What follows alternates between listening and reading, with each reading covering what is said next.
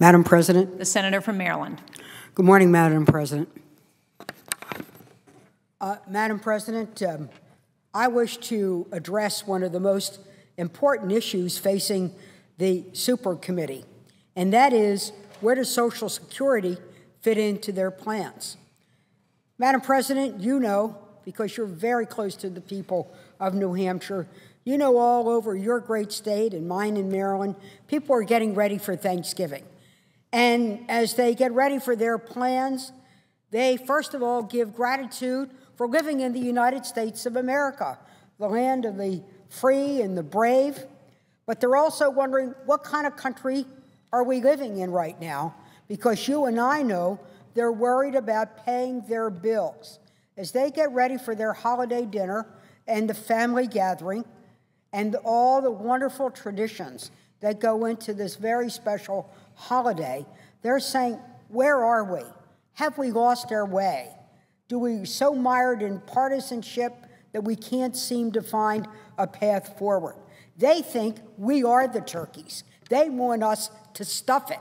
They want us to get on and start worrying about the table, worry about their kitchen table, and bring everybody to the table here and begin to solve national problems, and to do it in a way that brings the country together. And what they want us to do, while maybe at the kitchen table the children will argue over who gets the wishbone, they want us to have backbone to make the tough decisions that these times call for, but not to be tough on one another. And so, Madam President, as I think about this, I think about Social Security. Now, we say everything should be on the table. Well, I think everything should be on the table that caused our deficit. I think everything should be on the table that caused our debt. Social Security did not cause our deficit. Social Security did not cause our debt.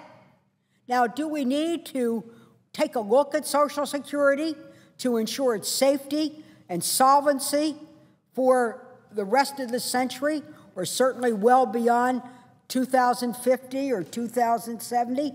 Absolutely.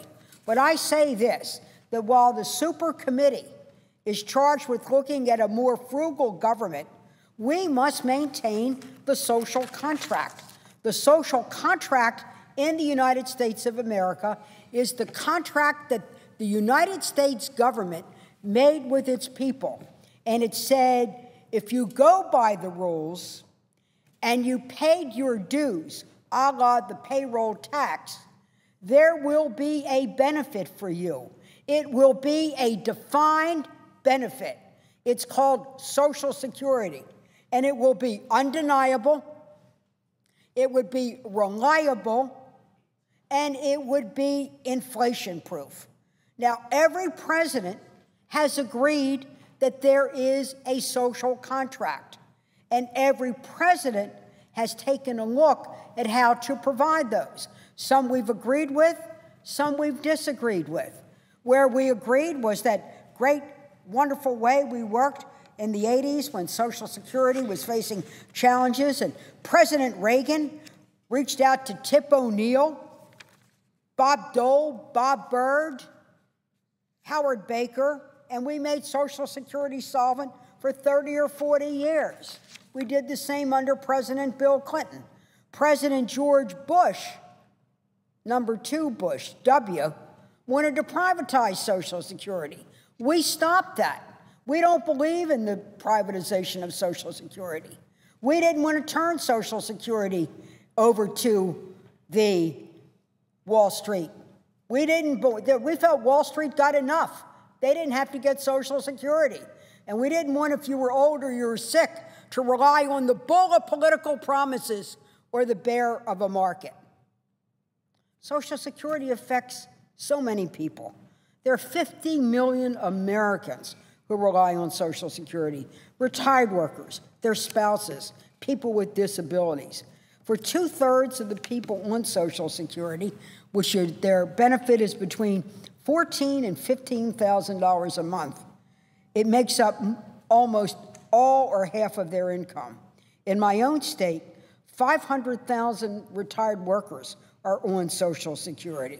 So protecting the social contract is absolutely in our national interest.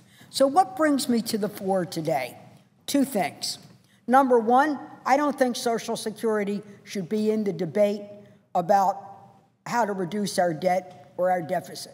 I do think Social Security should be discussed in a rational, calm, nonpartisan way to ensure safety and solvency and reliability. The other thing that brings me to the floor is, how do we put our arms around the cost of living problem? It is indeed vexing. It is vexing. How do we meet the needs of the people but not exacerbate the drawdown in the trust fund? Valid conversations. Wise people should talk about it.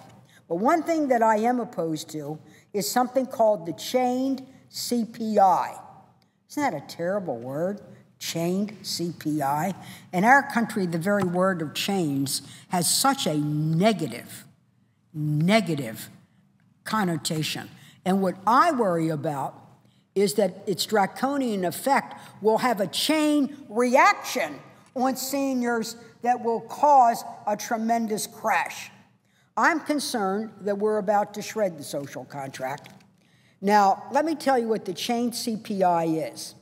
It would actually cut Social Security by over $100 billion over the next 10 years. It does it by changing the cost of living as calculated. It's based on a theory. It's based on social engineering, some kind of abstract concepts about human behavior, that invisible hand that Adam Smith talks about. But I worry that this invisible hand will actually pinch Social Security. It assumes consumers will substitute lower-cost items what they normally purchase. It means that if apples increase, you'll switch to if the price of apples increases, you'll go buy oranges. Well, I'm afraid that what we're doing is we're going to buy lemons. So this chained CPI is inappropriate because actually seniors have a fixed market basket. They not only have a fixed income, but they have a fixed market basket. Their primary expenditure is health care over which they have little control. And the cost of health care continues to rise. Their next one is energy, food, and then housing. This isn't like changing for the seniors. This isn't like giving up opera tickets for movie tickets. It's not like giving up a latte for Dunkin' Donuts. For them, it's not giving up whole food, it's giving up no food. So we've got to get real about the market basket of seniors. So I want to just make 3 points about the myths. One, the chained CPI is not a technical fix. Despite popular notions, op-eds, editorial boards, it is not just a technical and correcting. It would actually fundamentally restructure Social Security, and it could very well have a chain reaction pushing old people into poverty. Under the way the CPI is calculated, if you're now getting $15,000 a year when you're 65, when you're 75, you'll have $500 less, and if you live to 85, it'll be reduced by $1,000. I have this in this chart here. The numbers that I'm giving you does not come from Barbara Mikulski. It doesn't come from some wonky lefty think tank. This is coming from the Social Security actuary. The Social Security actuary, the keeper of the books and the projections for Social Security. For a single woman on Social Security under the chained CPI, from the time she's 65 to the time she's 80, she could lose as much as $6,000. In other words, the older you get, the worse that it'll get. Remember, under chained CPI, the older you get, the less you will get. The older you get, the worse that it'll get. There's a myth number 2, that this is not an immediate cut. Oh, it's going to go into future beneficiaries. Oh, it's a long way off. Well, whoever it hits hard. Remember that chain reaction. But it's a myth. According to the Social Security actuary, the chain CPI would affect everyone, and if we pass it as part of the super committee, it will go into effect December 2012.